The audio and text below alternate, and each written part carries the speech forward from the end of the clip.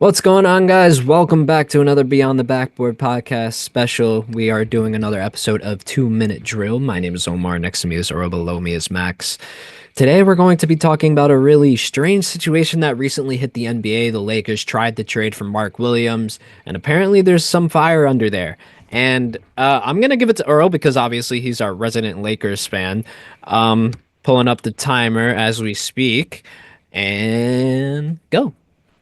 Yeah, so basically, I'll give you a long story short. Dalton Connect was traded to the Charlotte Hornets for Mark Williams. I think they also got a first round pick and a pick swap. So definitely an expensive trade package. Apparently, Mark Williams got to LA.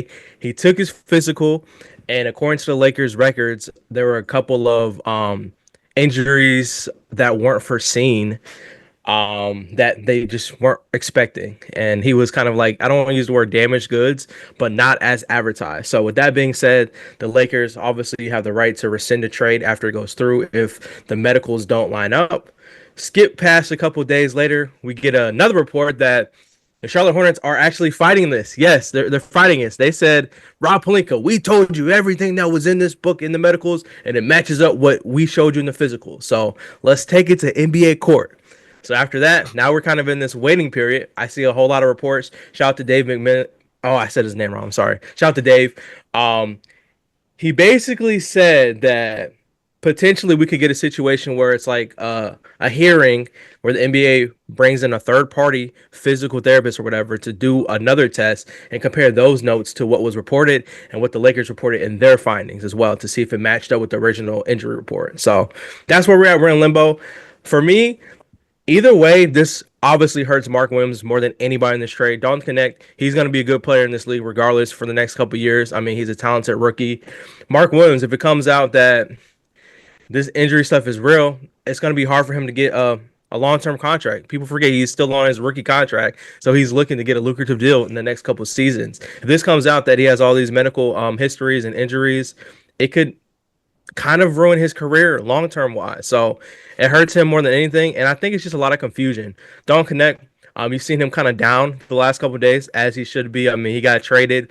Emotions fly. You process that. You land in Charlotte. You do shoot around. Get back. They say the trade's rescinded. He gets on a plane back to LA. And now he has to sit on the bench and try to process the feelings of, hey, am I actually here or am I going back? So a lot of emotions here. Very messy situation. And I hope it's resolved before All-Star break resumes. Next 2 minutes goes to Max. Max, what are you thinking of this whole ideal? I think I agree with Earl.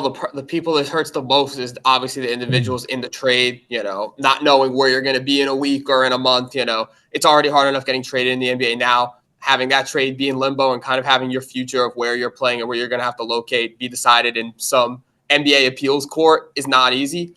This I would say so. Definitely those two are kind of the crux. Overall, though, this definitely, I think we can all admit this hurts the Lakers a lot. Having the trade deadline already passed now, and the Lakers have had to scramble and to get bigs in free agency. Obviously, they landed Alex Len, which is a solid, serviceable NBA player. I think we can all admit that, but he's not the lob threat that Mark Williams is. He's not the young talent that Mark Williams is. He doesn't have, the athleticism, the promise that the Lakers were sold on. They were sold on pairing Luka Doncic with Mark Williams going forwards long term. So I almost hate to say it, but I feel like this probably will turn this year into a lost year for the Lakers. Just for the lack of having a dominant center in the playoffs, I think that's going to really hurt them. I'm not going to say the Lakers can't make a deep playoff run, but certainly they would have been, I think, better equipped to do so with Mark Williams in their lineup, a healthy Mark Williams. So you almost have to look at this year as just kind of a lost year. You go as far as you can, but all of a sudden the emphasis shifts less, in my opinion, to this playoff run to the offseason, because now in the offseason, you have to basically do this trade again. You have to repackage that first round pick, assuming Dalton Connect is still there. You have to get him out the door because at this point, it's an untenable situation, not by anyone's real fault on the Lakers, but it's become, it's not a situation that I'm sure the Lakers or Dalton wants long-term. So you now have to go out there and find a center in free agency. And if you remember the Miami Heat days when the Heatles were together, no one in the NBA wanted to trade them a center. If you remember the Golden State days with Curry and Durant and Clay, nobody wanted to trade them a center. The Lakers managed to find someone that was willing to trade them a good, young, valuable center. And now if that trade is off the table, they're going to have to find someone else to do it. And we'll see if some team is willing to bite, but I'm not super confident on that. All right. Sorry. I tried to do this. You kept going. I was like, stop. Earl got a little extra time. I get it. I'm gonna reset the timer here because it's my turn, but yeah, no, this was definitely a complicated thing to begin with. I don't think we've seen a rescinded trade in a while, at least. I mean, I haven't seen a rescinded trade in my lifetime.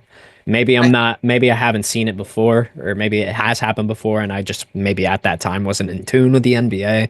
But I've never seen it before, and it's interesting to see because I actually thought that wouldn't be allowed. Believe it or not, maybe they had a certain amount of time frame to where they could rescind the trade, which is probably 24 to 48 hours after the trade is agreed upon. And it looks like how long the decision was made in. So I feel for Mark Williams, and I agree with everything that Earl said, but I would also not be surprised if Mark Williams kind of reaches a buyout with the Hornets.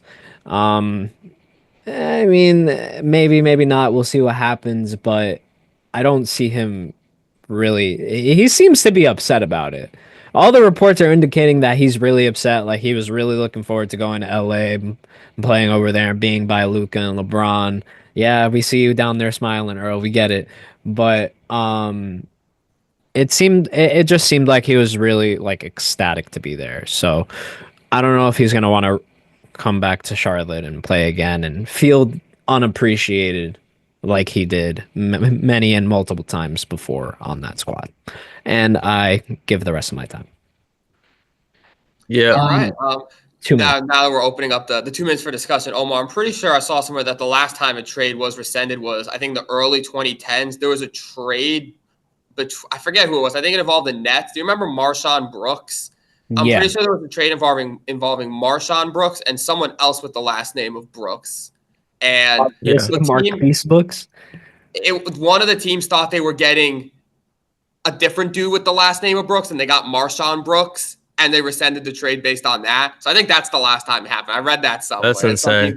They got the wrong Brooks. They messed the trade up, so that got rescinded. But for medical reasons, I can't remember it happening in the last, ever. And to add on to that, like the whole rescinding process, the way it works is when you make a trade, you can add stipulations to what passes the trade. Like for this example, Don Connect and Mark Williams had to pass a physical. So if one of them fails, that leaves the opportunity for them to rescind the trade. Like that's the only way that can happen. But you can put those in stipulations for trades. So people were like, "Oh, Cam Reddish failed. But no, it was only he could have failed. The only two people who had to pass was Mark Williams and Dalton Connect. Those are the only two. I found the trade. They thought they were getting Dylan Brooks. Yeah, they thought they were getting Dylan Brooks. They thought they were getting Dylan Brooks. I'm not surprised though. I assume that just kind of players passing physicals is standard NBA procedure. So if anyone in the trade doesn't pass a physical, it can be. And especially if people are healthy.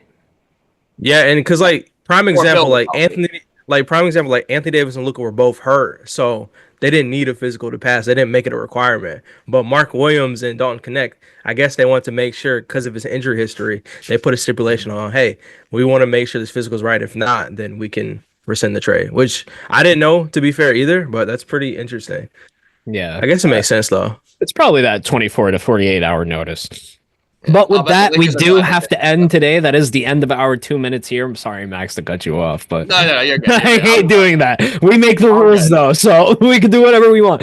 But I wanted to thank you guys so much for tuning in on this episode of Beyond the Backboard Podcast. Make sure to check us out on Playback. We are there, going live every Tuesday and Fridays. Be sure to be there for some extra content and some funny moments by us. Thank you guys so much. Subscribe to the podcast. Like this video. Go on your notifications and turn us on in your notifications. Go follow us on our verified Twitter. Go do everything that a good fan would do. Okay? Because you like us, we like you, and we love our fans.